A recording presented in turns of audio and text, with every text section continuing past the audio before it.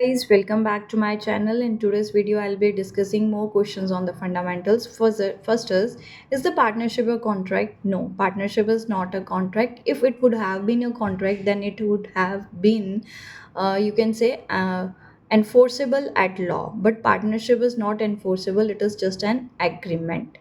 Partnership must be for dash business. It should be for a legal business only. It should not be for smuggling or killing or something like that. Whenever there is a dispute for the distribution of the profits, in such a case, the provisions of Indian Partnership Act 1932 would apply. As an agent, the partner can bind other partners, and as a principal, he is also bound by the other partners act. It is the concept of mutual agency. Then, partnership is dissolved automatically on the following cases which are given to you, that is, death of the partner, retirement, insolvency, admission of a new partner, change in profit sharing ratio, and expiry of the partnership period.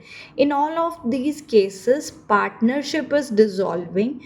Now, if the partners want, they can dissolve their firm also. If they don't want to dissolve, they can make changes in the agreement and continue carrying the same business with the change in their partnership.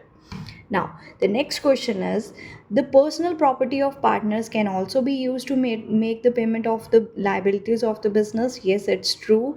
If the business property, partnership firm's property, is not enough to make payment of the firm's liability, in that very case, the personal property of the partners is also applied because of unlimited liability relationship. Thank you, Accountitude. Like, share, and subscribe to my channel.